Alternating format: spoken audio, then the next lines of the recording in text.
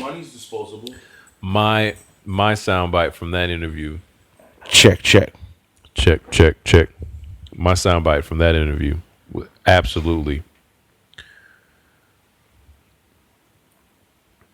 I mastered thinking. Young Dolph said to them, I mastered thinking. I mastered thinking. That's definitely that's from the school of Charlie Sheen. I mastered thinking. Right before,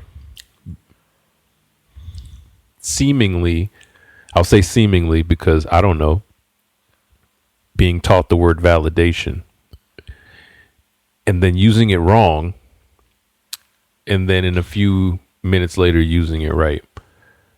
So now I've mastered thinking because of the timing of how I use it before learning validation. Does anything even matter? Oh, so awesome. At that, when you see and hear successful people like that, does words and communication and anything really matter? As long as you know what someone's saying, I don't think there's a problem. I like to poke fun at stuff because I'm an asshole, but I don't think somebody shouldn't be able to do something just because you don't necessarily understand that they're not saying it perfectly and in the perfect way. Because you understand people. You can understand people. But people are assholes. Me in the way that my friends might use a word wrong and I'm like, what? But I know what you're saying. That's because you're European. Because my roots are European, so I'm real high on my horse. It comes from the origination gene. Right. So yeah, that. But I'm admitting that that's me being a dick. Yeah. Because I know what you're saying. There's no people like to hold up the process and shit when they're like, "What? He said the instead of there." Yeah. Well, I'm like, "What the fuck, man? You're cash register at McDonald's." But that's that thin line that makes yours a little funnier, and the other person just look like a complete asshole. Right. Because they want to try to teach. No, this not. You learn to speak the language, and I'm like, come on, bro. It's their second language or third language. Yeah, and they're speaking it fine. You only have one language, and you're barely doing that shit right. Why don't you just fucking ring up the groceries or whatever? It's because of Gucci Mane being so we love Gucci Mane not because what are we blaming on Gucci Mane? Well, we love Gucci Mane because his lyrics are not like Nas's, and he brought something new to the table, and that arguably was considered a little ignorant, but yet his consistency was so much that he developed his own lane, and at that point he literally built his own lane. He's the Bill Gates of hip hop. Wow, that's wild. Gucci Mane is the Bill Gates of hip hop. What? Look at everything he spawned, all his children. The Bill Gates of hip hop. Yeah. When you had companies like IBM and Oracle and all these technology companies, right? Wow. That were I don't even know how to feel about that. I'll give him this. No, go. Gucci Mane is the Steve Jobs of hip hop, really. Okay? Biggie or maybe Tupac, I would say, is the Bill Gates. And okay, so they don't have to be out at the same time. We're talking about just motherfuckers that brought disruption to a industry and made something their own and is here forever. And look at the children of Gucci Mane, Young Thug, the Migos. I mean, it goes on and on and on what and you find them every night. Chief Keef, I say, is a marker in hip hop, and then he opened a door and created spawns of that, and everybody's inspired. You know what I mean? So it happens all the time in technology and in music and industry, period. There's a disruptor that comes along. There's a disruptor? Yeah. Okay. And that disruption comes with, look at the way Americans speak, how we have, and you see it goes across the shades, right? You have super accents from Boston to New York till you get down south to when you get to the West Coast, even black people speak more pronounced. You know what I mean? So what happens is that people automatically start to change, right? And through that change, there's markers of people that bring disruption, All right, and that causes us to evolve. It's all mathematics, bro. It's principles. It's evolution. It's science. Yeah.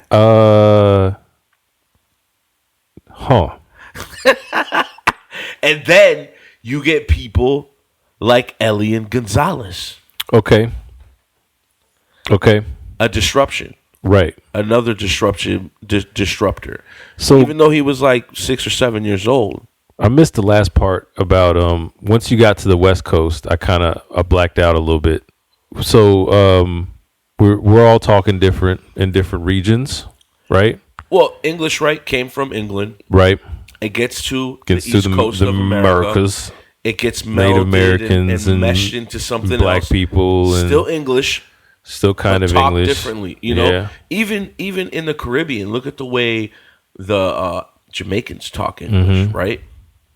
As you get more west, English, the language starts to get watered down in some respect. There's not so much heavy pronunciations. There's more slang added to it. Therefore, the words and stuff start to sound different. It becomes a different language. Sounds similar, but different. Yeah. And why is that? Because of disruptors. People start speaking different. They'll say something in a different way. That'll get popularized, right? Okay. People go with it, you know? And now you have everybody speaking like Gucci Mane and Young Thug. You know what I mean? Because he's popular. And yeah, just be like, yo. So Gucci Mane is a disruptor, but how does it make him the Steve Jobs of hip hop? Because he's a disruptor as well? He brought technology to language, to swag, to communication, to music. Yeah. How did Gucci Mane bring technology to this? I mean, look at Nas and Biggie's beats and Tupac beats to the colorful ass. How did Gucci Mane bring the beat technology up to a point where he could got do it with Zaytoven, and they made some really catchy ass beats. Zaytoven beats sounds like Nickelodeon and Crack got together and created music. Like, it's all over the place. The only person that could rap on those type of beats was Gucci Mane. Put Nas on a Zaytoven beat, it ain't gonna sound the same. You know what I mean? Because it's a Zaytoven beat. Like, of course, it's gonna sound different. It's the difference. All I'm it's saying the difference between Shakespeare and Mark Twain, there's bro. no way Gucci Mane can be. Nas is Shakespeare. Gucci Mane is Mark Twain. What are you talking about right now? It's the evolving. Man, I can't even understand what you're saying right now. I'm so confused. If you're take a few steps back to go. You ain't got the answers, man. You ain't got the answers. So, I have a question. Does attorney, the state attorney, what's the title of national attorney? The attorney general? The attorney general, Okay. Janet Reno. Okay. Is she low key? Ooh, be careful. Is she Should Kimberly say this? Is she low key a little Hitlerish? Oh, wow. Remember Waco? Remember what they did to Waco? What they did? She sent the National him Guard in there to get him after out of David there and Koresh. shot up a bunch of people. And she sent in a battalion of INS agents to snatch a little kid out of a lady's house, out of an aunt's house. Is INS the same as ICE? INS was before ICE. Oh, ICE is a new thing. That's Yeah. right. I did hear that the other day, that it's just... They just keep, new budgets get made. Yeah, it's like Fannie Mae, Navient, same company. Anyway, I don't remember specifically because I paid less attention to. I'm only here recently, and when I say recently, the past 6 or 7 years, started paying attention to history, like caring about it. No, for sure. I knew stuff. I knew stuff in school that I had to know, but like caring about it, past like learning it for the test. Yeah. My 20s were generally about music, women, and food, and and all of that time. But you remember stories like Elian González, right? All that time being a father, you know what I mean? But not like teaching history or learning history. But I remember at a surface level a lot of things like Elián González or Janet Reno, I remember Janet Reno being made fun of in Saturday Night Live more than anything else about being a tall Will Ferrell looking person or whatever that couldn't dance. But so like stuff like this, unless I go and search it out, I don't really remember all the way about it. I remember Gonzalez. I remember that picture. I remember him looking terrified where a guy had a gun on him and somebody making fun of it. But you remember the main narrative of the story? He came over and I don't remember why he had to go back specifically. I thought I remember, and I guess I still don't know why he got here, right? That means he gets to stay.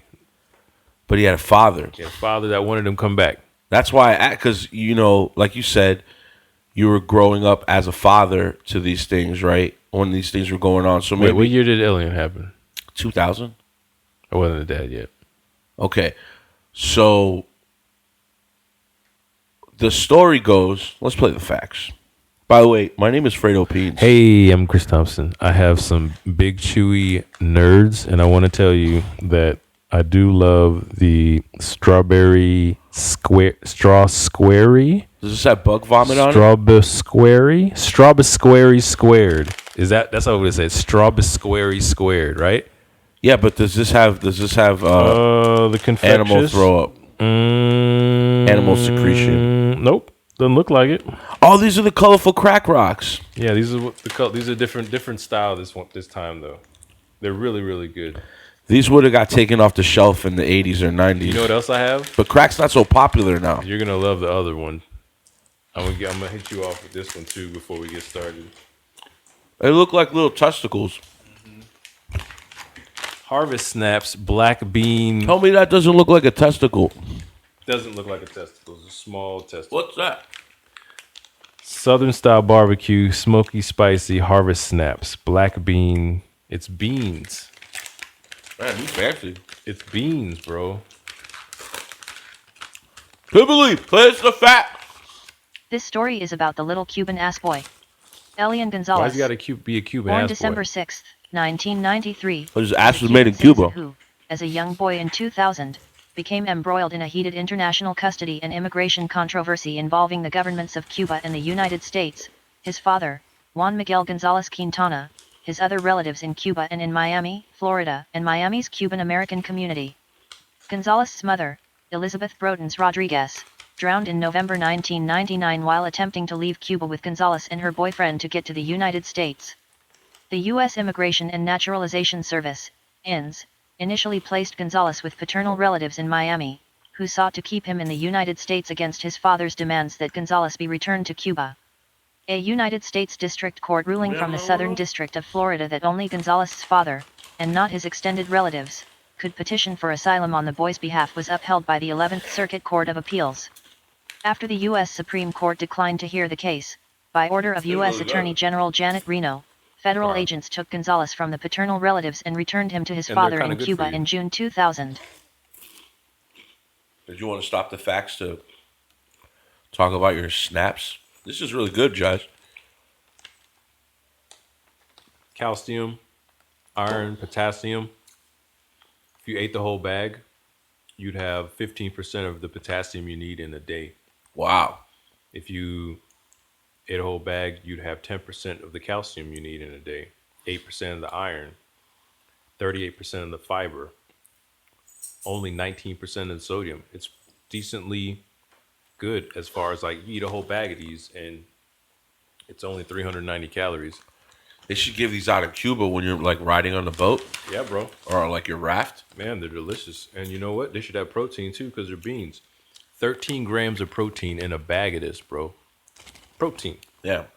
You can survive off of this. Many not Cubans for had like left ever, but yeah. Shout out to the Harvest Snaps. Cuba for the United States since the Cuban Revolution of 1959. This emigration was illegal under both Cuban and U.S. laws, e.g., any Cuban found at sea attempting to reach U.S. shores could be deported by the United States or be arrested by Cuban authorities. At the time, U.S. policy had evolved into a so-called wet feet, dry feet rule. If a Cuban was picked up at sea or walking toward shore, they were repatriated unless they could make a claim of asylum. If they made it to shore, or entered through Mexico, before encountering U.S. authorities, they were generally allowed to remain in the country. This story takes a personal piece of my heart because my stepfather is a Cuban bacero. Emilio! What's a bacero? A bacero is a Cuban refugee that builds a boat out of nothing, basically spare parts and anything you can get. And there's really not a lot of shit because it's a communist government, so people use everything they can anyway. And you basically jump in the water and take off and hope that the natural currents of the Gulf take you to Florida. Because if you touch Florida with your bare feet, you get asylum. So they call the men and the women baceros and baceras. And they basically are like pirates. They're refugees. They're asylum seekers. You're going to the Atlantic? Yeah, you just throw yourself and hope for the best. And they ain't got harvest snaps, bro. They might have some black beans. But, like, what if you get kicked out to the Atlantic? What if? That is the grand question. And you do it because supposedly the situation is so bad.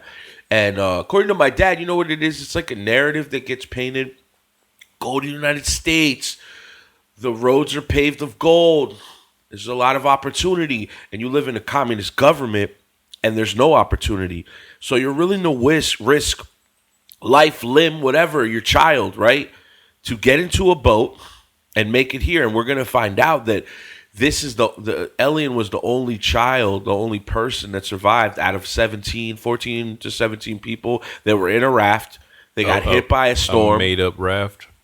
They got hit by a storm. The mother's boyfriend puts Elian in a inner tube. And Elian gets discovered by a fisherman and then gets taken to the United States. And we find out that Elian has a father in Cuba that wants him back now. That he didn't know that Elian was leaving with his mother. And sometimes you have to do that because, according to my dad, even within your family, you have to keep it secret, right? Because if you show signs of being anti-communist, they might throw you in jail. Like my dad's older brother, from a different marriage, but still brothers, but they share the same father. He's actually in the secret police, and he had to kind of not hang out with him, not be around with him for a while before he was making the plans to actually leave. My dad left his first daughter and girlfriend at the time behind, and then when he got here, he helped bring his dad over in a plane. And then his younger brother came over on the raft later and was in Guantanamo Bay for a while during that whole time in like the early 2000s, I think it was, or maybe late 90s, where a lot of Cubans were coming over. Sometimes you don't even make it to the islands. You can make it to Guantanamo Bay because it's right in, obviously, Cuba. And then if you make it to Guantanamo Bay, they leave you there as a refugee. You have to go through the camp, but then eventually you can go through the asylum process and become a U.S. resident. But, the majority, I would say, of the Cubans that came to the United States came because there was an opportunity. Damn, that must have been so fucking scary, dude. Imagine that. My dad told me that he brought a knife with him because he was the last man on the boat. And he said that usually the rule is the last man on the boat gets thrown into the ocean if there's sharks to kind of appease the sharks. And that way, you can get by. He said he wasn't going in. Thank God he didn't have to stab anybody. He actually got found by a Costa Rican container ship that, got him out of the water. They made it to Costa Rica.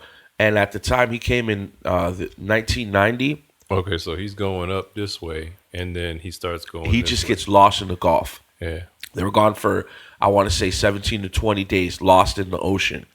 And then the container ship found him, brought him to Costa Rica. At that point, the Costa Rican government gave them an opportunity to stay or move on to the United States. He chose to move on to the United States and basically, came here and worked his ass off. And so because he lived, he got to choose? Yeah. They don't, send you back to where you came from?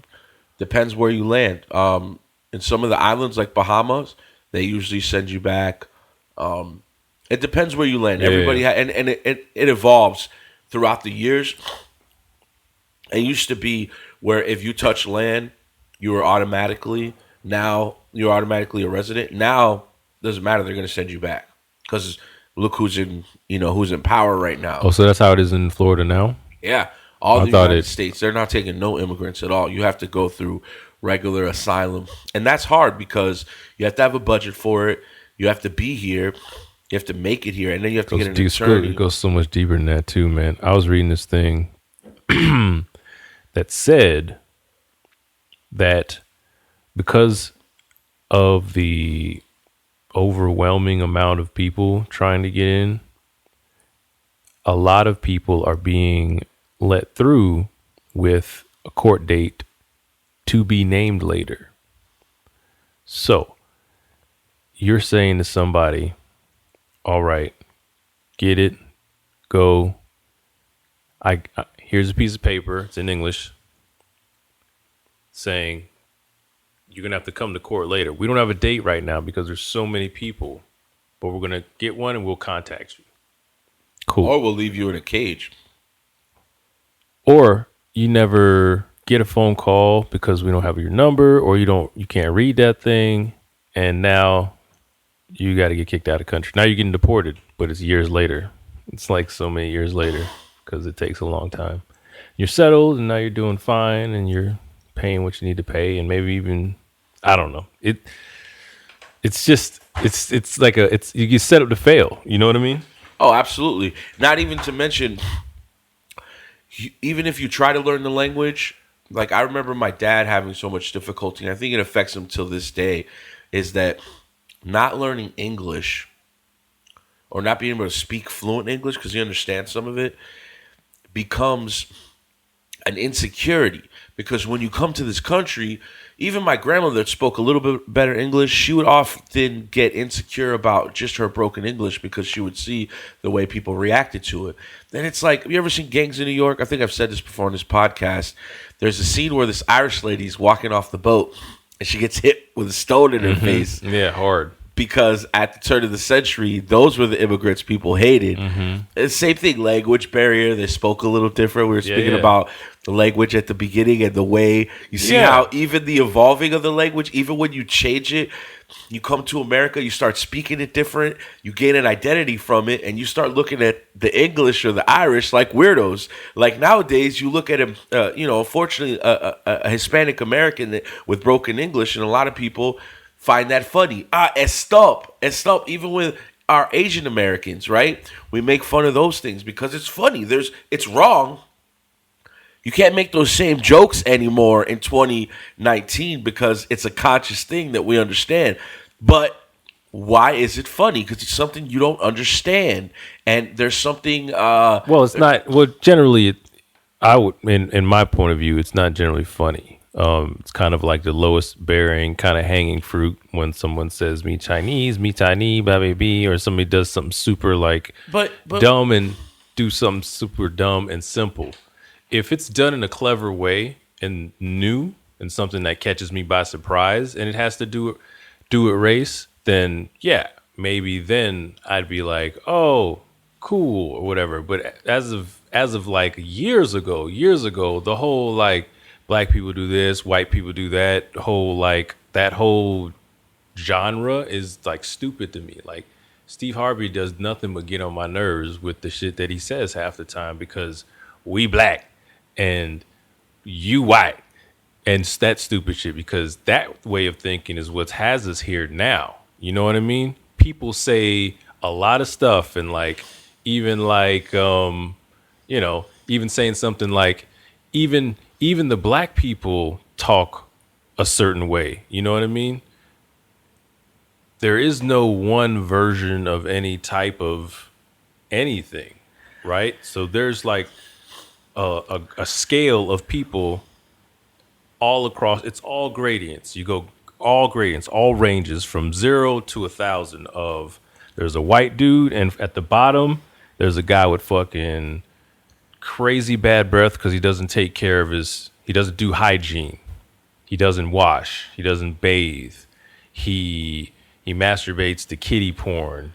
We're going really left. No, listen, zero down at the bottom of this fucking gradient. There's that guy, and at the top, there's the guy that fucking doesn't have time to have a relationship because he's too busy doing doctors across borders, and he's saving Africans and Sri Lankans and Indians and he's fucking like smart as a goddamn whip. The you know what I mean? Thompson And he's just no. I'm talking about 0 to 1,000, and then he's white, he's black, he's Asian. That was like a 0 to 1,000,000, but that's what I'm saying, and all in between. But what about and all in between? Thompson, The rest of that shit is just that. It's just this. But what about the stuff that's less conscious? Where we go, hey, we do the Italian because of this. That's what I'm saying. It's because of this. That's okay. It's that's no, okay. it's not. Hey, I'm Tony Soprano. It's not true. Pizza. Because it's not true. But it's funny. It's not necessarily funny. It's the lowest hanging, and it's like, oh, that's accurate to something I've seen before.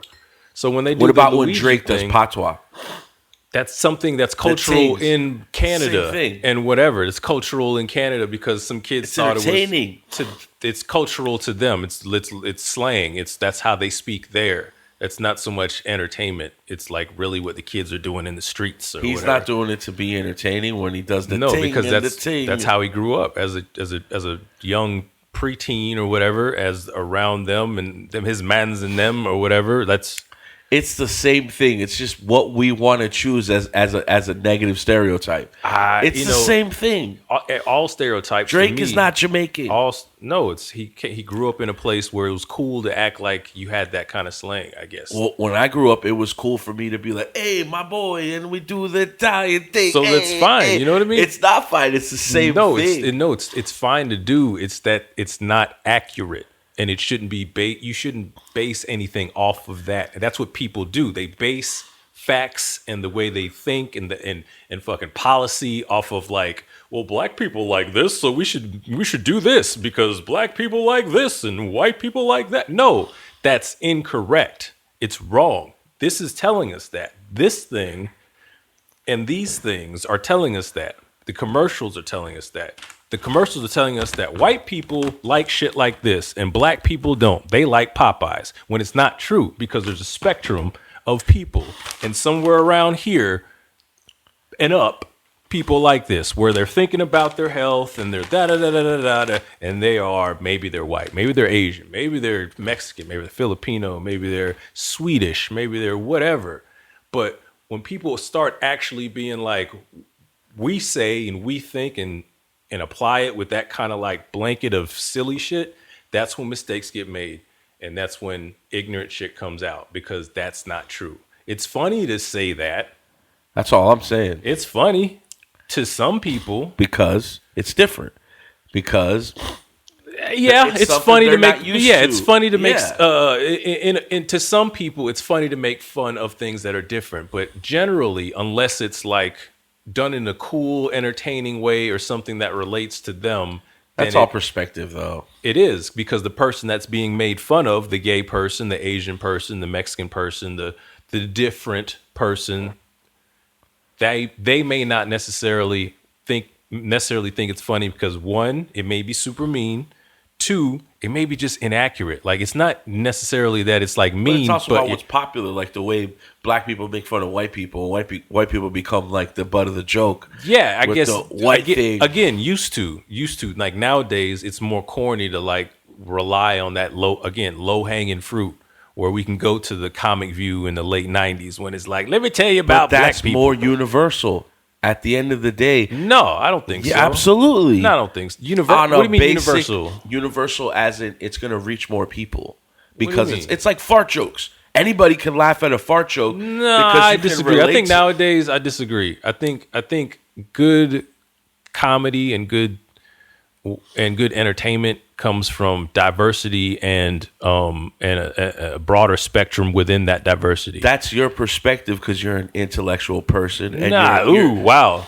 Fucking alert. Is there like a you have to be intellectual. I'm not an intellectual person. You can if you're I look at Netflix. I look at you're able to put yourself in other people's shoes. Well, I think it matters because Amazon and Netflix and Hulu and YouTube and all of that shit, if you see what like the content that the popular corporations are putting out there, but not to interrupt you, but I have to real quick. If you know anything about Netflix, you know that everybody, when you pull up your Netflix, everybody's seeing something different. Right, for sure. That gets curated to you based on your perspective of stuff that you like. Absolutely. Google across the board. Absolutely. You're going to get a different result than I am So that's what I mean by perspective. Because maybe in your eyes you don't want to be looked at as intellectual. No. But because you're open-minded. I'm not talking about my timeline I'm talking about shows that are actually put out onto air. Not just stuff that I see on my timeline. But if I see a review of this show happen, there's... I know that Tim Allen's show came out and he's a conservative, but I also know there's a show called Dear White People. And look at the dialogue, the writing behind these shows, right? Where are they're gonna build narratives and they're gonna drop punchlines and jokes on a universal thing, in universal topics, right? Because they want to hit a broader area. And when you do that, and more successful ones are, in my opinion, as I said, like through like things that I've seen that are coming out, not necessarily things I watch and that I like, you know what I mean? Things that are coming out. The more popular things nowadays are the ones that last. There's still those ones you're talking about where they're like, this guy does that, and like Game of Thrones, they hit all the fucking like whatever. But the more popular ones that last are coming at it with a different kind of turn, and it doesn't necessarily only have to do with fish out of water, a white dude doing this and a black dude doing that. And if they're coming at it. I'm not saying they're not existent. I just mean like we're at a place now in the world where at least people are trying to do things. True, but the popular stuff, unfortunately, look at Family Guy. Look at Family Guy is not popular. Not anymore. Most pop, but I'm saying not anymore. I'm talking about now. I'm not talking about even the last 10 years. I'm talking about now. I'm just saying things 5 that become years. cult classic. Sure. Have like The Sopranos. Why do we all like The Sopranos? Because we're it's tuning about into murder. blah, blah, blah. Why do we like Fresh Off the Boat? You ever seen that show on ABC Yeah, with the China? yeah. It's all what is it? Yeah, It's I all don't watch basic it, humor, and I don't but a lot of necessarily. people It's do. very, but to my point, that's like one of the first Asian American things to get introduced. So it is their contribution to this kind of like the entertainment field has just popular wise, as far as like coming on ABC and us seeing them on, has just kind of started. As far as that goes, But look at So the it starts production. simple. The So it starts production has simple. a taste palette for It starts regular simple. fucking. That's why I don't like Americans. Blackish. The same shit. But you're proving my point. The most popular shows base their No. comedy and their How is that proving the point? because what I'm It's saying, the one that's offered, bro. It's not the most popular. It's the one that's you think offered. that's what it is. It's the one that's offered. It's what's given to you. Dear White People's a better show than Blackish. But Dear White People's not as popular as Blackish. It's on Netflix. I and again, this is my perception. I haven't even watched And it's better. Blackish or the other one, but I know more of Blackish because It's on ABC. It's on television. and I hear it. Because it's offered to you. But that's also popular. Like I would have got that argument maybe 10 or 20 years ago. It is popular. when you were just produced a certain thing. But everybody has such an ability to choose what they want nowadays. I feel like look at the Orange Is the New Black. Why did that go? Because it was a female prison and all the stereotypes. I mean, go. There's a new season out right now. What are you talking about? Go as still popular. Oh, you know what I deep. mean? Because it's deep. There's layers of that shit. But the base of it is dealing with topics, humor, and drama that people can digest on a universal level. Yes, there's genius writing in there, but the stereotypical shit that we're talking about, that people should be more intelligent and not be so affected by it, whether it's through humor or emotion. But in a general sense, if we look at what's so successful in society, like The Sopranos, like the Breaking Bads, like the Fresh Off the Boats, like all these things, it's a stereotypical thing that the characters... Nah, I mean, no, wait. Maybe Fresh Off the Boat, but not even the Sopranos. With not even the Sopranos. Yeah. Those characters were crazy, bro. Those characters were so deep. The dialogue, Yeah. this is what we're attracted to. Because that's what the people and the folks in that kind of thing seem to be acting like, I guess. I don't know. That's the way they've been represented and the way I've seen a lot of cats. I've also met a lot of cats from Jersey that don't speak anything like that. But True. But so the mannerisms were the same as some of the stereotypes, but the characters were deep as shit. You know, they had nothing to do with being just like ignorant You get gangsters that or whatever. on an intellectual level. Tons of people get that though, bro. Those shows. What was the other one you named? You got the Fresh Off the Boats. You got the Breaking Bad. Breaking Bad. That was so against stereotypes. What are you talking about? That was crazy against stereotypes. That whole show was breaking stereotypes all the way across the board. Cancer, so he was trying to. He was a teacher who decided to become a meth dealer, and then he became an ultimate gangster in after becoming a meth dealer. That's so against his like. I'm a college professor and a blah blah. That's so against stereotypes. But the other guy was a meth addict that became like a boss in the game. So that was kind of stereotypical in a way, but he was like little old Jesse. Well, yeah, there's Hook Point. You would never see. You could see that like in Sopranos when he goes to sit down with the shrink. That would never happen. But again, I'm not even talking about those shows. Like I still disagree saying that those are just like stereotypical, like whatever things that the characters are represented stereotypically. I disagree with that. But I'm not even talking about shows back then. I'm talking about like the comedy now and like the things that are popular to like super popular. I hear what you're saying, but it's because it's what's offered. The ABC just decided to give you a show called Blackish and Mixedish and Grownish, you know, where they're hitting you with those simple ass fucking like, and you know, sometimes people like what's his name, Dante Cole or whoever the uncle is or the cousin in Blackish, the guy's cousin, he's like a stand-up comedian. He hits you from different angles too, but in the show it seems to be very like simple. All I'm saying is that universal shit that we kind of it boils to the top. It boils to the top. And what I'm saying is the way I feel, because there are people, tons of people, the reason to your point why a lot of this stuff is popular, there's some people do feel like Asian, a Chinese person this, a Brazilian person that, a black person this, a white person that. I think that's the majority. A lot of people, I would say at least 50% of the country. Why are we so divisive right now? Right Look now, at the president. at least 50% of the country. That's why I say that you're intellectual and that you are. I'm uncomfortable being called an intellectual. Well, you are at least different than the majority.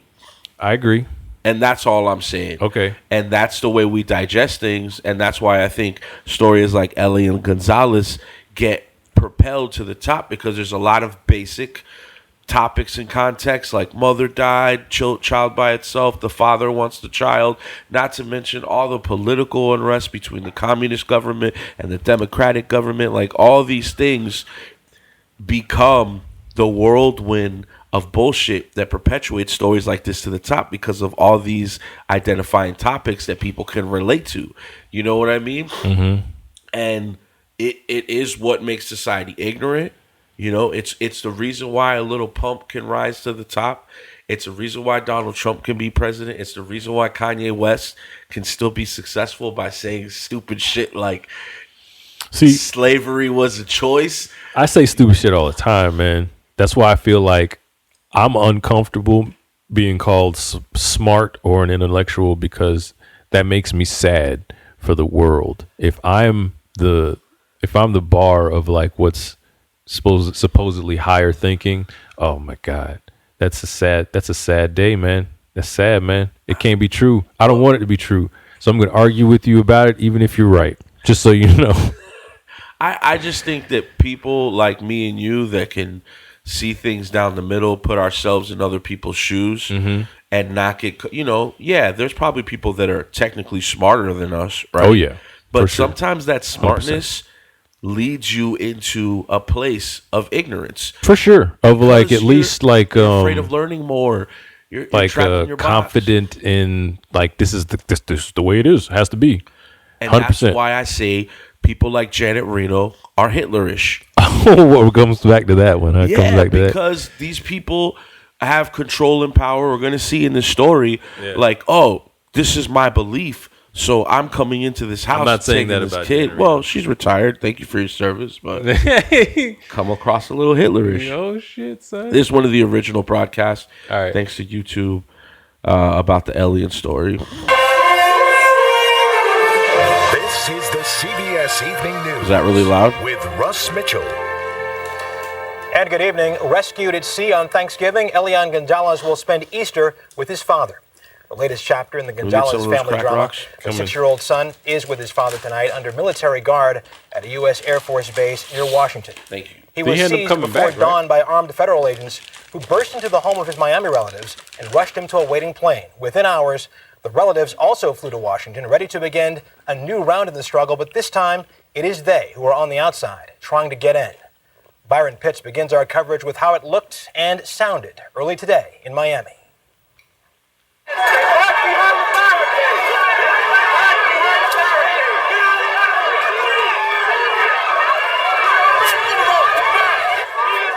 For one kid? It took 3 minutes. In 3 minutes, 6-year-old Elián González, dressed in a T-shirt, draped in fear, was gone.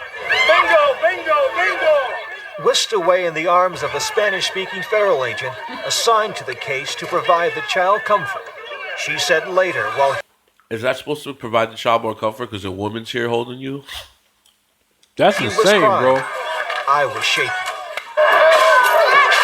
Yo, shout out to, I don't know. 3 minutes of calculated chaos by heavily armed agents. I don't know how I'm gonna feel. Calculated chaos. Sprayed anyone in their path with pepper spray. It was force met by anger. Demonstrators had feared this moment for months. Is this what you wanted to see? Huh? Is this what you wanted to see? They came into our house, took the boy, threw us down like dogs, totally unarmed. As you can see, The government called it Operation Reunion, a delicate mission carried out with military precision. No one was seriously injured. No one expected the government would make its move at 5:15 this morning. That's insane, bro. Insane. I don't want to say too much. I want to see another video because I know I'm going to be like reacting to that one. And then say, that's so crazy. Like, for one kid, that was because his dad was in Cuba and he wanted him back. Is that what the dad wanted? I wonder. It's like, all right, let's bet. We can get him, but we're probably going to kick down the door and traumatize Buddy for a good decade. You know, he's probably not. You don't think there's a more diplomatic way of doing it, like talking with the relatives, continue to talk with the relatives? I'm still wondering if that moment was ever presented to the dad. Like, all right, we'll get him. That's how it's going to happen. Because, again, I have to go back to what I try not to, but like, would I as a father want to put my kid through that? If I'm told that's what, it's like, damn, man, we can try to work it out, but let me go to court or something like that, or... Well, there's a huge pressure because Fidel Castro's behind you, and I'm sure that he's, influencing the father. No, for sure. So there's like... How'd it get so popular? Because he's the only kid alive? It was a picture or something that got popular? Like, how'd it get so... Because this is before, like, he wasn't trending on IG, Nah. How'd it get so popular? It's because they found him in an inner tube floating in the ocean. By himself. But what was there like found him. Was it the story that got popular before anything? Well, yeah. It's like we found a little kid in the ocean. And this was during the time when a lot of Cuban immigrants were coming over. So there was an influx happening. And, America was trying to spin it like, oh, my God, Cuba is in dire straits. Look at the way these families are taking to the ocean and risking their life. And then Cuba was trying to say that, oh, no, American democracy is trying to influence our people to leave our country, knowing that America is not better than Cuba. They propagandize, right? They built a propaganda base that socialist governments are worse than American governments. And it's like what my dad was saying. It's like on his side of the Cubans, they thought America was painted in gold and there was opportunity. When you get here, I will say my dad, and this might just be Cuban pride. I see this in a lot of immigrants.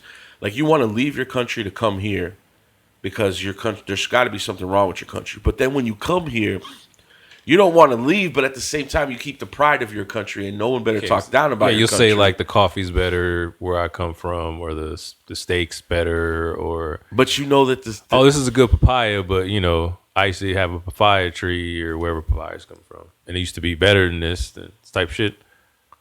So, I don't think there is a right or wrong in this. It's just kind of, again, I think it's a little bit of both. I think it's a little bit of both. What you're saying there, I think there's some propagandizing of stuff to get stuff done politically that you want to do. I'm sure there was a lot of that happening, and I think there's maybe a little bit of flip on the flip side where you're just like somebody's lying to you about what America is, but maybe it is still better than whatever your current situation is.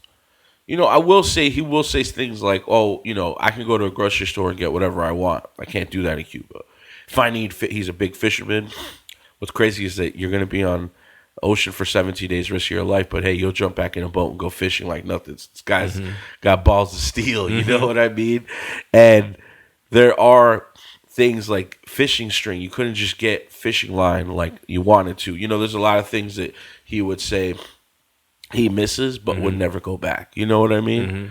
And I think, that, like you were saying, it's true about all immigrants. But that's why I think that you can build a narrative for both sides. And you'll see, like, I'm going to play this story about... I will say that reaction seemed a bit over the top.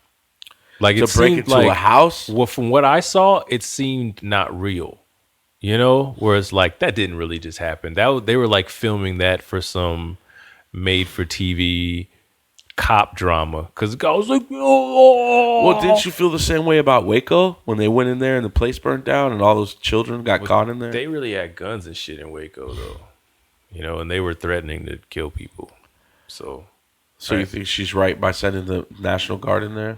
Man, I don't know. Again, same thing with Should you just stand down and wait? My thing, same thing with Pulse, and I'm going to be really careful during those kind of conversations about second guessing what law enforcement did and didn't do, just because I'm trying to. I'm not saying I will and succeed, but like I'm nobody's special tactics unit director or whatever. So if they're working off some sort of information on scene where kids are in danger and they got this amount of, I don't know, bro. I don't know. They made a decision. It seemed to be the wrong one. Well, I know from historical wrong context, okay. There's a little difference than the Pulse situation because that's an active shooter situation. Of course, each situation is different. I'm not saying any of them the same. With that one specifically, I'm just saying that even if whatever, I'm going to be careful in saying that somebody who's an expert at something, including being a doctor or a scientist, I'm always going to try to preface it and try to understand that I'm not an expert in that stuff. What I want to say is I absolutely don't want to judge law enforcement because they have superiors and they get sent in by their superiors, and it's really only a few people calling the shots at the top, right? So you can't blame the cops on the ground. But with the Branch Davidian situation, it seemed like yes, they were a cult, radical cult, but they still had their own property, their own shit. They weren't hurting anybody. Yes, they had guns. They just didn't want to adhere to American, like the system was coming down on them based on other exterior. I think it might have been like tax or something. There's something that I'm missing in the story. But the point is that they weren't really bothering anybody, but the government chose to go in there and take them out.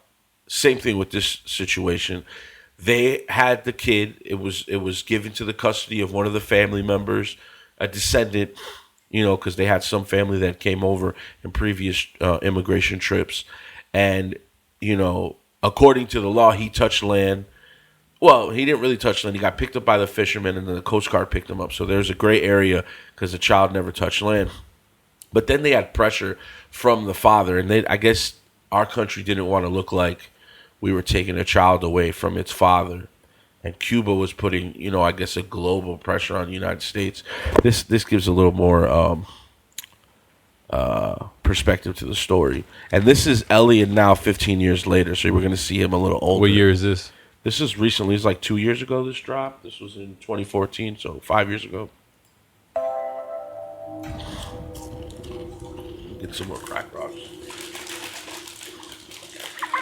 The fate of this 6-year-old Cuban boy, Elián González, was one of the most divisive international custody battles ever seen. After months of legal wrangling, the US Attorney General ruled that he should be sent back to Cuba with his father. His relatives in Miami refused to give him up. They got the boy. They got the boy. They took the boy. They're getting the boy. Millions around the world watched on television as armed FBI agents stormed the house to take Elián González away. This Associated Press photograph of a terrified boy about to be pulled from a bedroom closet won a Pulitzer Prize.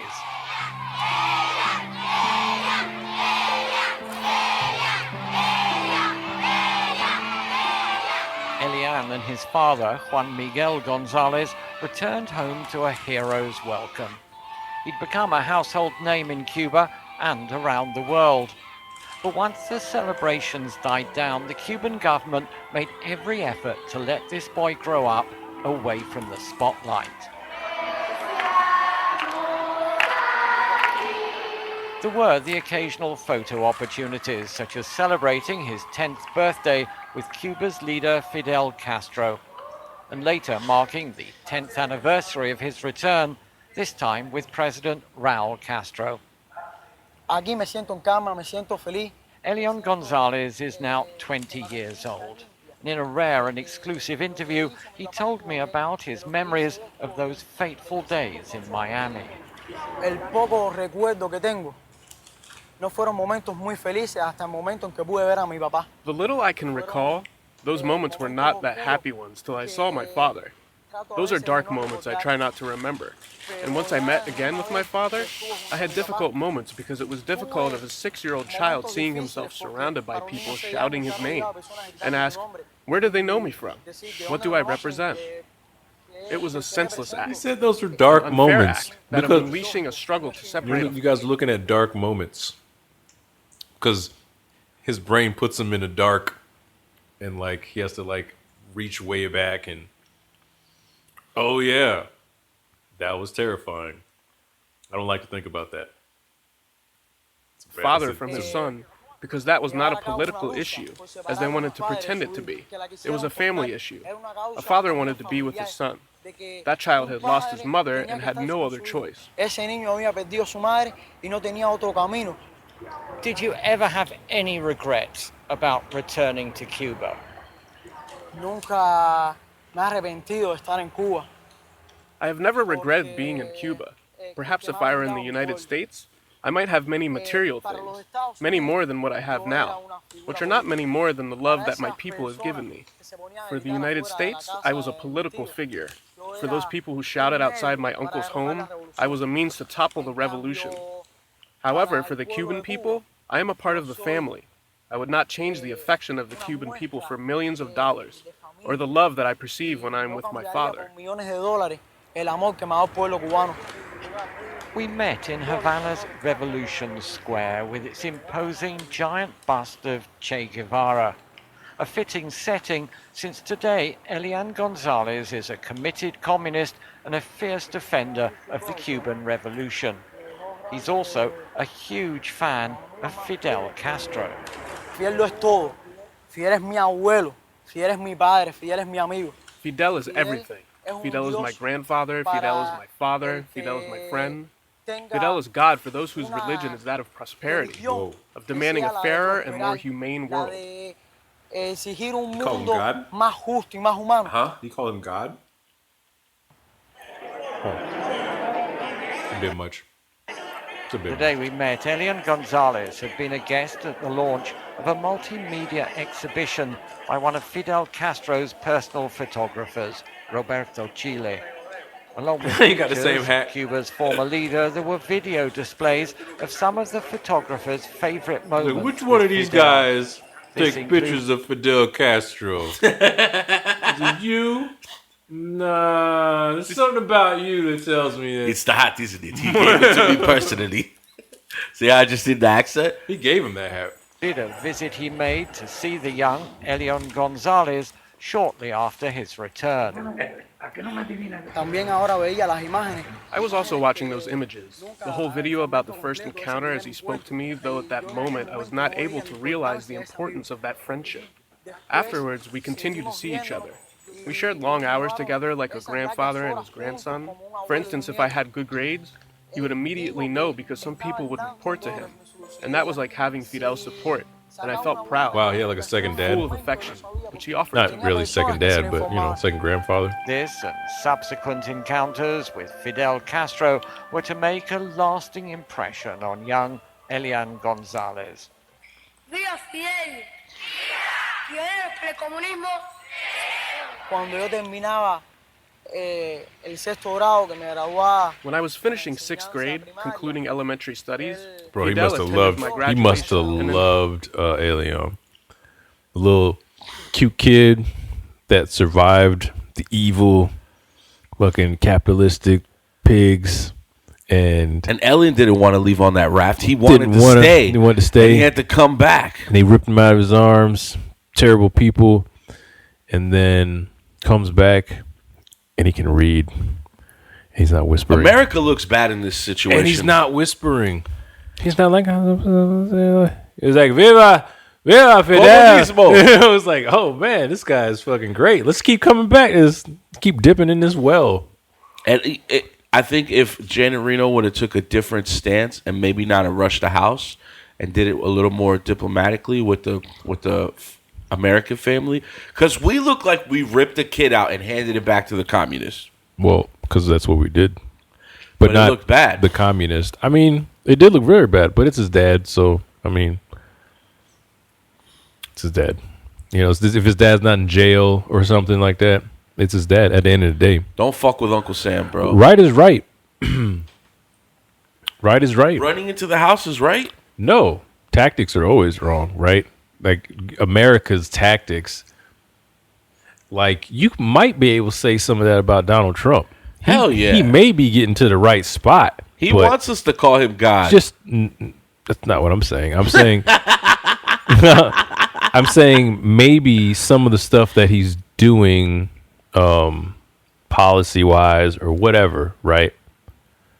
Maybe aiming us at the right direction or like trying to be a better country or whatever. You know what I mean?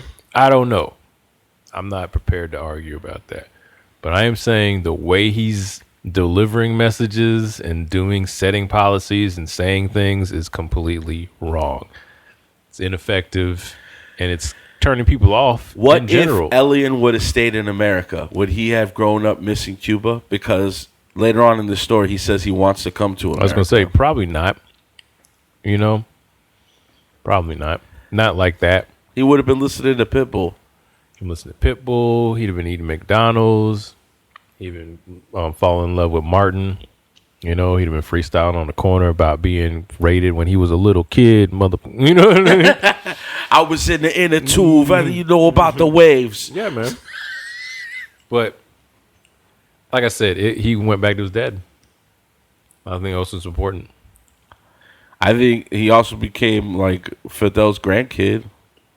Well, that may or may not be a political tool. Absolutely. it May is. or may not, allegedly. I mean, it benefited his family. Like, 'cause you could tell his family got upgraded to, Yeah. high class. He went to a military school. Yeah. Became an engineer. Yeah, man. I mean, still broke as fuck. Can't be, well, because, he lived in a place where used to. How is it? What is it now? It's still shitty, but I mean, But people can fly there. come there. So now you can make more money from people that are coming in. They got really nice cars. They take care of those cars. They give better. a new meaning to the word mechanic. Americans mechanic, no disrespect to any mechanics that are watching this. Well, here it comes. But all they do is replace parts, bro. When you go to a country like this that doesn't have resources, these motherfuckers make their own parts. Yeah. I mean, these 1940s, 50s cars are running like they are brand new, and you can't say that for majority of the American mechanics. Now, I'm not saying there aren't some crafty motherfuckers out there in America that are doing the same type of stuff, but the majority, you're a part changer. You Right. change parts. Right. You plug the car in, the car tells you, hey, this is what's wrong with me. Yeah, yeah. Change my part. I wish I could do that. That's one thing I want to be able to What? do. The Be a part mechanic. changer? Be a mechanic. A part changer or an actual I mean, mechanic? that's a level of being a mechanic. Don't Part changer. Don't hate on people that can just Oh, change I'm not oil. hating. You can learn that on YouTube. You are hating a little bit. That's not hating. You are hating a little bit. I'm being condescending, but that's not hating. Sure it is. It's a level of another level of something else. No, a it's level. the truth. So what? Okay. You can deliver it in a different way. So you're not an artist? I am You a just- level. You just play on the computer? I'm an at artist. work? I'm an artist, but they're also a mechanic. They may not just be a great mechanic. They're a great parts changer. They're a mechanic. A parts changer. I think if you can do more than a little bit, then you're a mechanic. Even if you're a mechanic apprentice, because that's another level. True. You're just being disrespectful. I'm not being disrespectful. You can learn this shit on YouTube. No, so what? If you can learn on YouTube, it's not something that's hard. No, I'm saying that a lot of people can apply this practice. There's no artisan skill behind it. At least you have to draw some type of imagination. This person is literally taking this piece out of the box and screwing it in. Now, he might do it with more efficiency based on the repetition, but, you know, that's the same thing as a dog learning a new trick. It's repetition. I don't know if that's true.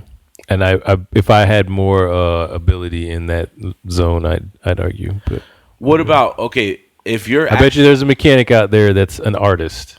Oh, yeah, if he's making that part from scratch. Or not, or he just knows how to freak things so they work right, or he knows when he hears something that it does that. Or there's this guy on YouTube. His name is Rich Rebuilds. Mhm. You ever seen this No, video? I like Okay. that name, though. Oh, he's hilarious. He's our type of humor. Mhm. So basically, he wanted a Tesla, but he was too cheap to purchase a real Tesla. So he got a salvage Tesla and taught himself how to rewire and fix everything. I watched that video. So you got to respect that dude. That guy is a mechanic. He's an artist, and he taught himself with no training whatsoever how to replace all these parts and put them together. I and like make watching them work. YouTube. Right? Yeah. So how does he get to be a artist if he learned it off of YouTube? But Because he's a problem solver. People that just know how to do it just He's as not well. just a solution applier. Can't be an artist. He's a problem Well, solver. why can't they be an artist too? Well, because he's applying knowledge to something and then creating a solution. When you're a solution, they're more than parts changers. Some of them are. They Let's say the apply people solution- they're let's say the solution people- appliers. No, I will say that people work at Jiffy Lube and the oil change places. They're not mechanics. Nah, they're service techs. They change your oil. They're service techs. They change your tires. They tell you something's wrong. They may be mechanics on the side, but in that position, they're parts. They're a service technician. Whatever. Yeah, that's what it's called. So those guys. But All mechanics, right, mechanics. so let's change. Why are we the name. talking about mechanics? Professional parts changers. Okay, I'll take that. He visited my home. At least you got the It pro. was one of the happiest moments I ever had when I heard him say that he considered me his friend. And he stayed until 5 in the morning in my home. Spending the Yo, hours imagine Fidel hanging out till 5 in the morning, minutes, since Fidel always has something new to talk about, a new idea. blowing cigars down the little kid's face, talking about, yo, Che, I was way better than Che. Yeah, Che got really He's all nothing drunk on me. Sitting down and speaking with Fidel is talking about food, economy, agriculture, model airplane making, Mad outer boring. space. You could speak about everything with Fidel. If you sit at dinner with him, he may explain to you how wine is made. And if what you have for dinner is just an egg, Fidel then tells you about the calories and the nutritional elements of that Yo, egg. this sounds like Logan Paul and Trump all together in one. No, it sounds like North Korea. Oh, King, yeah. Yeah, and he invented the word snatch. It's like, what? Yeah, just that word snatch. Fidel did that. It's like, what? What are you talking about? There's no way in the world. No, he knows about all of the... Fidel's sitting at the dinner table talking about, you know how much nutrients is in that egg? I bet you didn't know that, huh? Let me tell you a little something about eggs. He's like, what? This guy's telling me about the nutritional content of an egg. He used to do that like every once in a while, and he'd say he's my friends, and he stayed till 5 in the morning. I mean, I fell asleep at 11, but he was still there like another 6 hours. His dad's like, you better stay up and listen, though. Fidel's about to get into eggs, all right? Damn, dog. Y todo el aporte nutricional que te va a dar ese huevo. Elián González comes. Yo, that's how you know you're in a third world country. Yeah. When you got to share the lane with the buggy. Town of Poor horse is like, God damn it, it's the 21st century, motherfucker. Get a combustible engine. Right, and the worst motorcycles ever. motorized horses. bicycles. We're in the 21st century. American horses don't have to deal with that shit, except for when you're in Central Park. He's on a cell phone. That's in Matanzas province. It's about 140 kilometers from the capital, Havana. On his return from the United States, he came straight back to Cardenas, trying to live as normal a life as possible. While Elian stayed out of the limelight, his father, Juan Miguel, became a hero in his own right for not defecting while in the United States. Hey! He has since become a deputy in Cuba's You didn't leave! Parliament, the National Assembly. Yeah, here's an award. The family are evangelical Tells you a lot. Christians, and on the 10th anniversary of Elian's return, President Raul Castro attended a church service marking the occasion. Today, Elián González is studying industrial engineering at university and looks destined for a career in the army, having attended At military the high school. university. He's also a member of the Union of Young Communists.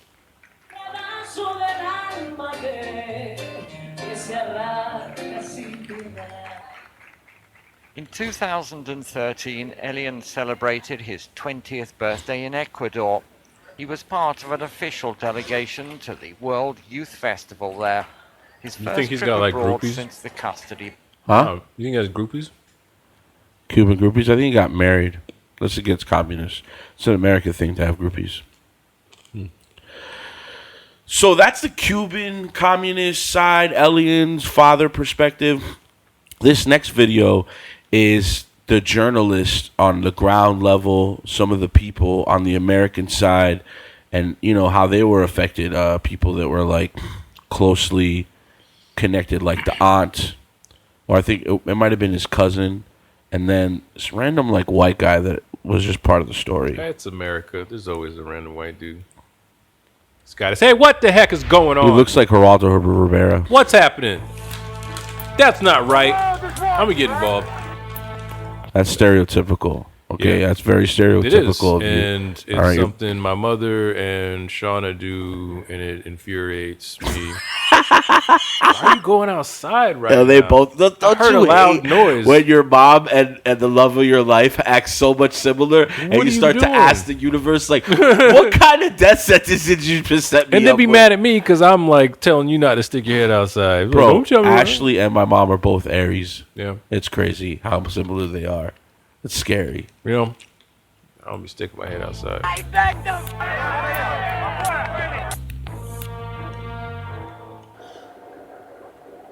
Thanksgiving Day. Same reason I love her, by the way. Two fishermen pull a barely conscious boy from the waters off the coast of Fort Lauderdale. The boy is found alone, clinging to an inner tube. Imagine that. Elian, his mother, and 12 others had fled Cuba 3 days before. But when their boat sank, only Elian and 2 others survived.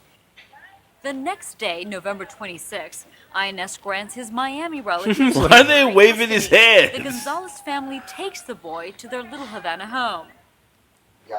But on November 27th, from Cuba, Elian's father, Juan Miguel González, demands his son be returned to the island. The battle for the 5-year-old boy ignites.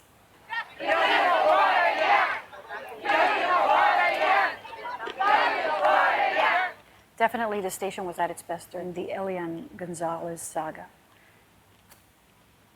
And for me, it was personal. As a Cuban-American, Elián González, I knew the struggles that he and his family had gone through to get him here to this country, but then his father wanted him back.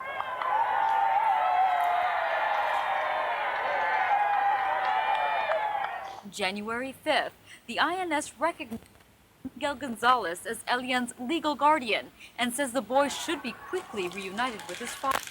Angry Cuban Americans paralyzed traffic in Miami in protest Oh, over the shit. decision. Dozens It was going down. Yeah, people forget, man. You think because you get in front of a car, like, oh, well, I guess I got to stop. No, same reason I don't want a gun. I'll hit this motherfucking gas. I mean, move. Remember that Rodney King riot when they Yeah. pulled the guy out of the truck? He opened the door. Hold on now. Yeah, riots, man. The Elián González story was one that almost ripped the newsroom apart. We were all on heightened alert, and I remember breaking up several. Let me fix this real quick. We're having technical difficulties here, ladies and gentlemen. Okay, I'm the only one in this room professional enough that I know of to carry this mouth. I'm the only one. Fist fights between employees who had difference of opinion about what should happen and when. It was an incredibly stressful time. It was a story where people cried, and as a manager and a leader of the team at that time, it was not to say you cannot have emotion around this, but it was to know that emotion, but also to make sure that our coverage was separate from the emotion. And that was a very hard thing to do. So I was conflicted about the whole situation, and covering it, it was very difficult to try to be neutral, as I always try to be, no matter how I feel on the situation. So for me, I thought that we really did a service in this community when we covered that story. Good afternoon, everyone. Events are changing moment by moment in the case of Elián González. And officials right now are trying to get his Miami relatives to voluntarily hand over the child to his father. I'm just praying for this child. That pray that, he can stay in this wonderful country of ours. I'm here to support Elián. Everybody that's here tonight is really just giving it one last shot, and we're just really hoping. I don't want to be selfish. That little kid's face, though. I don't want him for me. I want what's best for him and what he wants. We've always, as a family, want him to be with his father and with his grandparents, but here, where his mom lost her life to bring him to, and I feel that this little kid really knows what happened in that ocean, and he's always asked us that he wants to stay here. Besides that, once I told him, wouldn't you like to be with your father and wouldn't you like to go there? And he looked at me and he said, my mom brought me here. La posición que estamos llevando a cabo es difícil. Janet Reno was the Attorney General, and she ordered the Elián to go back to Cuba with the father. They stormed the house. Here comes the raid right now.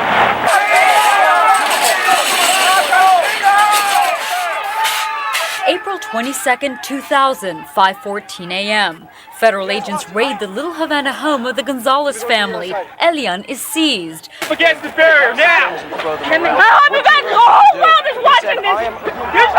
You don't think they could have came through with like some SUVs or something, like the minivan? Is that supposed to like make the kid feel more comfortable? No, it's easier to get in and out. Oh yeah, you just look like your mom pulling up. Yeah. It's easier to get in and out. Up against the barrier now! You go! Get out now! You guys watching, right?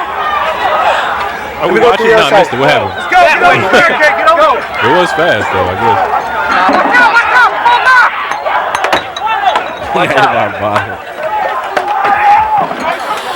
Yeah, that's as a cameraman. It's time to packing this up.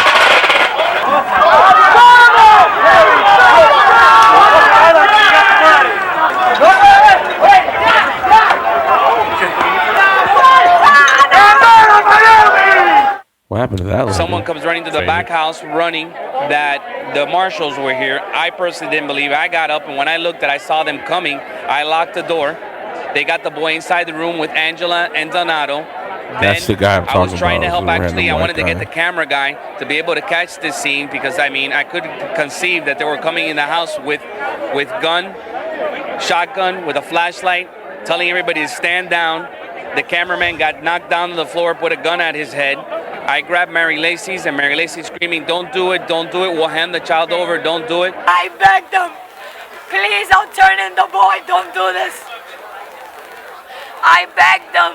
They break the door down of her bedroom. She's screaming not to do it while she has a gun at her chest. Alan told me the photographer grabbed the boy with a gun, pointing at Elián. Elián crying. We saw Elián being dragged out by the federal agent.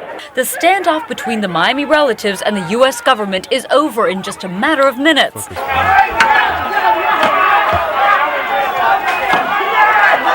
This is where I say that the government could have just been a little more diplomatic. Like people were rioting. Like, is this really? that's heartbreaking to watch that shit. But like, what was up with the shit before that? They had a whole protest. Well, yeah, they were just going back and forth. Without in front of his house. That's people because they knew that they were coming because Janet Reno had threatened to take the kid away already. Oh, okay. And they at the time The there was situation's actual scary. attorneys in the house, and they were talking with the government at the same time to try to negotiate something. And then that's when INS came through, broke down the doors, started playing "Bad Boys, Bad Boys, what you gonna do?" And all of a sudden, Tactical gear. Yeah, minivans pulls up. Man, and that's I so will say sad. that's not that intimidating. It's kind of funny to pull up in a minivan. It's smart. Earlier this morning, federal agents. This is the lady I was saying that had Hitlerish vibe. Again, that's not what I was just saying. Assuming. That's not what I'm just assuming. I could be completely Hitler- wrong. It's my perception. Here's one. All jokes aside, we gotta Just stop. look at that. Hold on, we gotta stop. Just real quick, just like We gotta stop comparing people to Hitler altogether. Why? Because, bro, Hitler killed. I'm not saying I said Hitlerish vibe. we gotta go so. Hitlerish vibe. You took a battery out of your remote to do that? No, the battery was in the corner Oh, already. okay. I'm trying to find something black. Nah, Like a man. mustache. He killed a lot of people, man. You know? Yeah. I said I didn't say she was. I said ish. It's not vibe. really ish though. It's either. a vibe. Hitler though, that's so strong with people. Even with Trump, man, you can't. Hitler. It's a bit much. Maybe you're right. Began to reunite Elián González with his father and Man, she uphold is the a rule of strong woman. She definitely is like the first Bruce Jenner. As I speak, Elián is safe. He is on a plane headed for Andrews Air Force Base in Washington, that's so D.C., where he terrible. will be reunited I'm terrible with his for father laughing at it. for the first time in 5 months. Juan Miguel González wants to be with his son, and that will happen now. Law enforcement personnel were on the scene, were authorized to, and did make the final That lady call. definitely had like the 1990s haircut. Oh man, my mom had that haircut. Yeah. As to when So they it's entered like the Gonzalez feathers. home, Yeah. because this was Like a very teased, that's what it is, carefully teased. timed law enforcement operation. 8 agents were in the house during the operation. 8 agents. They were there for 3 minutes. Some with MP5 During that time, automatic a female agent picked up Elián and spoke to him in Spanish. Oh, that And made it before way they more did that, I comfortable. stood in front of. That the agent spoke to him in Spanish to make him feel more comfortable. Probably like in a calm, low. Elian, don't worry about Hey, these listen, guns. I know listen, these listen. guns are here, but Listen, don't worry guy, about them. Let's just go in this van over here. This nondescript white van that everyone ever has told you not to ever get in. And here's this nice white lady. Look at her hair. It's teased. Couple And kisses to the forehead. everybody else like, get the fuck down! Here comes the lady with the teased hair. After the stun grenade hits everybody. I wonder what the guy was saying to him in the closet. Was he trying to keep him calm or trying to like? I don't know. Was he freaking if out? Some random white man throws me in a closet. I'm freaking out. Right? Was he freaking out? The dude, the white dude. Was Hell like, yeah. Oh my god! Oh my god! Or was he like, it's okay, bud? You know. I have It'll a all be video fine." of this gentleman. I don't know how many guns. And I opened my heart to them. And I cried and I begged. We're not gonna do anything. We'll give you the boy. Don't let this happen like this. And they just broke everything. They treat us like criminals. It gets my nerves a little bit, but it sucks the way people handle stuff sometimes. Falling all over. She's the one that was fainting. I'd be so upset, bro. I know, man. I should like have more sympathy for people like that. And I guess at some level, I know if I'm there, I have more sympathy for people like that. But looking back, like she's all like fucking all over the place. And even when she's like forced crying, talking, that happens. I understand you're distraught, but you don't need to bring yourself to tears. You know, just don't do the interview. But at least see the picture when like one guy looks like he's been kind of crying, the other one looks kind of concerned, and she's like, Oh God. Oh my God. And then she's like fainting and people got to carry her and shit everywhere. God, it gets on my nerves. It's too much. At my grandfather's funeral, people were catching the Holy Ghost, and it was really getting on my nerves. You don't even know. It's mostly women too. Whenever a dude does it, it's just super extra. It's a lot of times it's women. Yes, older women. But sorry, that was my rant on the fucking Holy Ghost. Not the Holy Ghost, but just like because it kind of getting worked up when it seems like, and it changes the energy about the person that's passed away, and now everybody's looking at you. You know what I mean? All I know is that it's my grandfather's funeral, and y'all need to cut that shit out for right now. Because I've seen it all, and like that was, that's the zone. It's Baptist, I think. I don't even really know. And the music's playing, people get hyped up, and then the spirit gets inside them. And they can't. It's not really them. It's the spirit. Cool. I hear you. Grandfather's dead, bro. You don't need to be rolling around the floor and shit like. Elian's in the truck somewhere. It's long gone. Like the interviews are happening now. You ever try to bring that up later to that person, and they're like, I don't know I didn't know them. And no, I wouldn't. What? I was doing that? No. That part of my family, I try not to call them out on because it's easy to make them look a certain way. Possibly, if I were to like. But then again, that happens. That's my calling card is like awkwardness and truth or whatever. It's like you're saying it's true, but I'll try to say it in a different way, but it'll still get there. What you're like, professional parts, if I'm in an argument with a mechanic and he's like, blah, blah, blah, blah, blah, like, well, I could just take it down the road and he can do the exact same thing, or better yet, if I really was feeling industrious, I would look at YouTube and get the part myself and do it, so don't try to tell me, I'd say it in that. So I while I agree, it's the tactic, the intellectual way. It's whatever, you know what I mean? But I think it's just in the way that you present it. Anyway. Let's make fun of this. If we can, we'd like to go back to that picture we have shown you so many times this morning. Elián González is being held by Donato Dalrymple, the man who actually plucked this little boy out of the water and helped save his life. And Donato Dalrymple is on the telephone right now from Miami to talk a little bit about what happened. You were there, Donato. Describe the scene if you can. Yes. I was, sir, I don't know who you are, but I want to talk to America right now in a very civilized, dignified manner. I was inside the house sleeping, and I heard what sounded to me the rushing of soldiers' feet. And they were rustling through the house, and this is not fabricated. I didn't know. I thought I was dreaming. I woke up, and I heard little Elian screaming in English, help me, help me. And he was saying, que pasa, in Spanish. And that means what's happening, what's happening. He didn't know. And I don't know how, out of everybody that was running around the house, that Elian fell into my arms. And I ran to try to protect him in the room. And there was a photographer from the Associated Press that was there. And I tried to get this boy into the closet to try to protect him because they said they got guns. It seemed like a picture moment. And I was thinking, what can I do against these guns? And we didn't resist or anything. We just were inside the room. And we waited for maybe no more than a minute and a half was the most. And they busted down the door just like if they were coming in to do a drug raid. And they busted down the door and they put guns right to our head. I think you've already seen them on national television worldwide. They put guns to our head and they grabbed little Elian. They snatched him from my arms. I didn't resist, but I told them, please don't hurt the boy. Don't hurt the boy. And I held on to him, and I seen a woman in the middle of this with all the pepper spray in my eyes and everything. And what they did was they put a blanket over his head. And I heard Elian screaming, help me, help me. And, oh, my God, America. I don't know what to say. I stand here in dignity. You know what to say. You've been speaking for fucking 4 minutes. I won't burn a flag like our president did.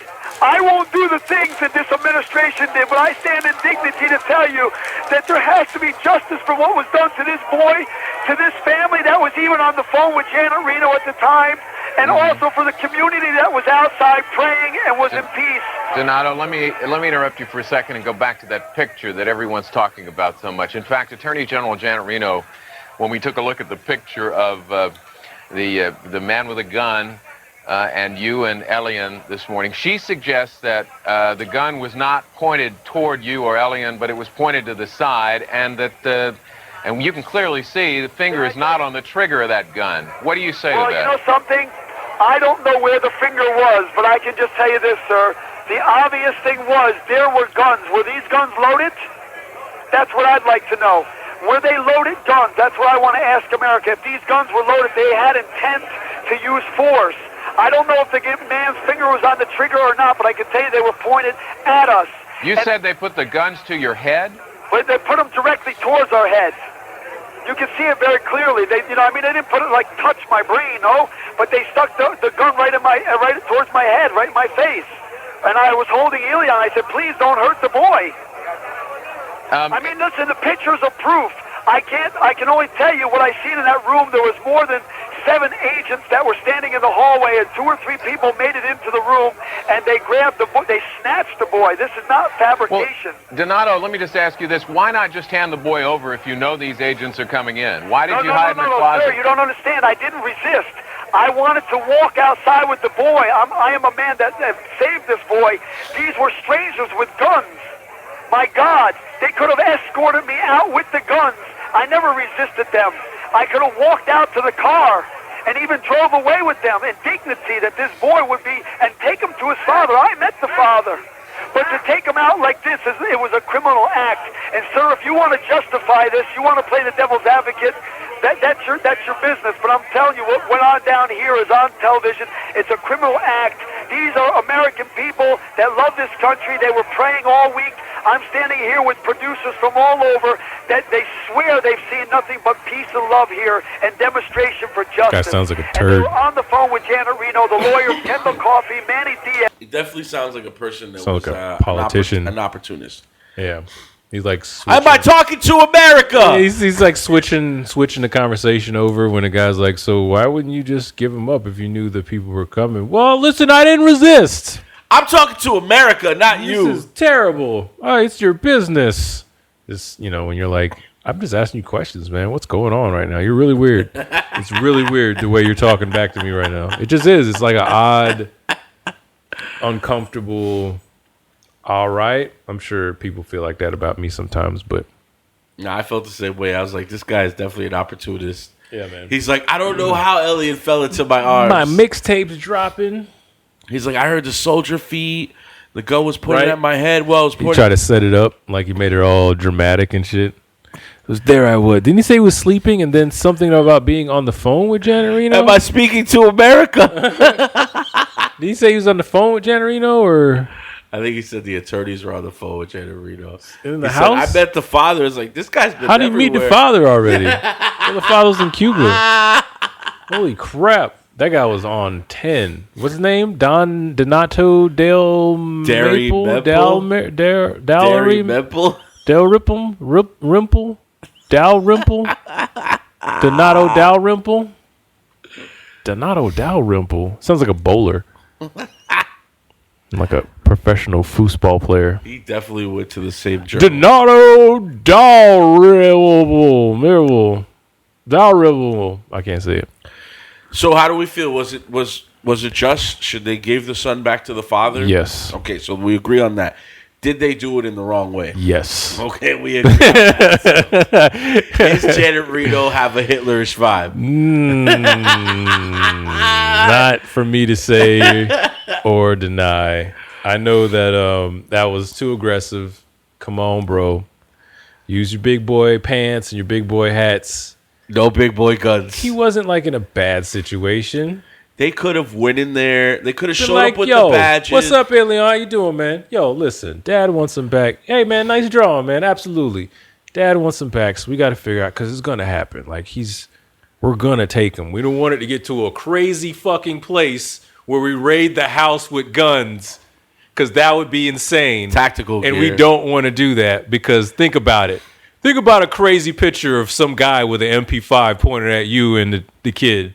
Wouldn't that be crazy? And then somebody's like, yeah, that'd be nuts. Yeah, hey, what's up, Elian? You lunch? Yeah, right. No peanut butter, right? Just the jelly? Yeah, he doesn't like peanut butter. It's weird, but he likes butter. So we know that, and we're very calm.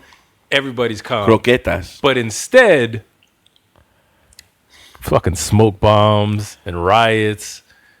30 agents. We're going to get them. Thousands and thousands of dollars spent. On a minivan. Right? That had dropped money on that minivan. That wasn't just around, or that was from like a drug bust. It was seized. Nah, man. Let's not forget the woman with the teased hair. Well, she was just merely, at this point, she's just a collateral damage of being made fun of because clearly it wasn't her best phase. You know, it's nobody's best phase. We're talking about teasing anything. Even Farrah Fawcett had to tease bangs and doesn't want to talk about it. I guess she can't, right? Never mind. Anyway, Elian seems happy. At least he's presenting that. He got to hang out with Fidel for 5 hours and talk about eggs. Till 5 a.m. It's like, why is he there till 5 a.m.? I'm asleep. Hey, Fidel, you finish up those eggs and you gotta get out of here because I got school in the morning. Goddamn, bro. It's 1 in the morning. Imagine Trump hanging out till 5 in the morning. Yeah, probably he might. But that'd be crazy because 5 a.m. is right around a crazy Twitter time where he like decides to. You guys might talk about grabbing some pussy. Tweet. Man, you see that video of him and Epstein? Oh, yeah, where they're talking not about just the picture, girls. But like the video. You want to know a crazy fact about Epstein that maybe we can bring up in another podcast to relate? But you know that they were fighting over a mansion, and coincidentally, the week that Epstein bought the mansion, there was a mysterious phone call to the cops that Epstein had underage girls in the mansion. He'd do it even and this to is get a the piece same of property. mansion that he was fighting over with Trump. He'd do it even to get a piece of property. Man. Anyway. It's a crazy time we live in, and damn, America, the home of the free, the home of snatch your body out of a house in a minivan with some teased hair. America. Hey, listen. Someone speaks broken English. It's because it's their second language, which means they know 2 languages. And you as an American probably only know 1. So shut the fuck up. Yeah. Understand what somebody's trying to tell you and keep your day moving. People, I watch videos of people getting mad because people are like CVS cashiers that don't speak like 100% English. I will say this, though. Even though I'm a Hispanic American, I get annoyed when I call a professional place, for example, like an MRI imaging facility, and I press 1 for English, and I get a woman that speaks broken English, plus she's not very... maybe she's having trouble with certain terms and certain things, but she's making my appointment a lot more difficult. Yeah, should never, not never. I think some level of inconvenience is to be understood. Shout out to you for trying the job. Thank you for giving her a job, but she needs to be on number 2, not number 1. When I press number 1, right, I would like somebody that speaks. And I'll tell you this why, because I hung up the phone on her and called back. Yes, I did that because I was frustrated and I didn't want to get into a shouting match. So I hung up the phone and called back. It was her again? No. Okay. It was Michael. And Michael took care of me perfectly. He understood what type of MRI I needed. He didn't give me no friction. He wasn't frustrated when he first answered the phone, because I'm sure she gets this from several people. And again, it's not her fault. She was given the job. She's trying to do the best she can, but it's fucking other people's shit up. So let's give immigrants jobs, but if they can't speak proper English, because this is an American country, just like when my family came over here, my grandfather was like, you speak English in the street. When you come home, this is shit that he taught my mother taught me. You learn English and you speak English in this country. Don't be afraid of your culture. When you're at home, if everybody speaks Spanish there, then we could speak Spanish. But if somebody comes and they don't speak Spanish, we're not going to make them feel out of place, because guess what? We are in a new country. That's why we immigrated here. Mm-hmm. It's to learn the culture and to be part and be American. If not, we'll go back to our country. And that's the way my grandfather taught it to us. Then it's something I respect. That doesn't mean you're going to learn the language overnight. And I can have, my father, Emilio, the parcero, guy we talked about, he can't speak that much English. He navigates through the language. He understands stuff. But Emilio doesn't work at a call center. Emilio does the jobs that he needs to do. Mm-hmm. And whenever he needs help, he asks for it. You know what I mean? And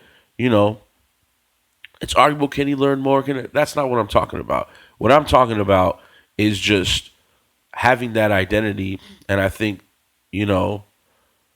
that'll get us farther. I think all immigrants have done that. You know what I mean? I think that's what we evolved to. So I will say things like that. I hope that doesn't make me sound negative in some way. Well, the only thing I'll say about that, I agree that it shouldn't necessarily affect you as a consumer, because at the end of the day, you're paying for a service, and the reason you're paying that extra price, whatever the service is, to make things easier and more convenient and whatever, right? But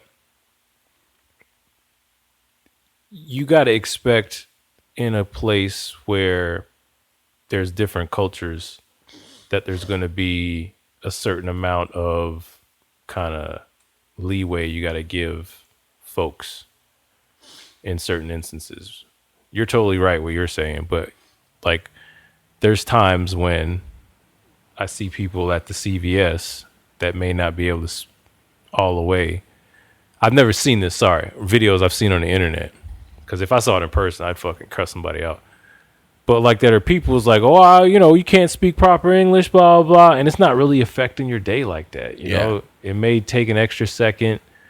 The person in line may not understand that they're getting $10 back when they give somebody a 20. I was somewhere and this van pulled up and there a bunch of people got out. Everybody went and got a slushie and like hot dog and shit. And then like motherfuckers was just giving, everybody had $20. Every person had $20. Some people left without the money coming back. And it's like, yo, here's some more paper and metal things for you to put in your pocket. You know what I mean? Because they weren't familiar, And I'm sure some people were thinking, God damn it, fucking people coming into my country and this, that, and the third. But like, yeah, I don't believe in that. I just, service industry. But even that, it's like, as long as they can do the job and they can get by, like, so what? That they don't all the way understand what you're saying. I just think if you're in a call center and that's your job. Yeah, for sure. Like I said, you're totally right. Medical like if facility. if your job is to speak to people, and then we need to, it goes across the board. If you're an ignorant sounding motherfucker who doesn't really articulate things correctly, then we're gonna have problems. That goes across the board too. When you call up your customer service and it's some guy from like the middle of India or the middle of that shit too annoys the shit out of me. It does. It annoys me. Yeah, because that's and I'll say like those that's a corporate thing of outsourcing. And creating money. Income, and you're taking away our jobs, America jobs. Yeah, there's just a lot of layers of that shit, and plus. It's not the same customer service. Like, a good example of this? Equifax, all right? This is a credit bureau, okay?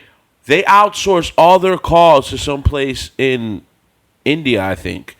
And it's like, this is our American credit, not to mention all the fraud that goes on internationally, and you're a corporation that's already been guilty. Putting all sorts of numbers and shit like that.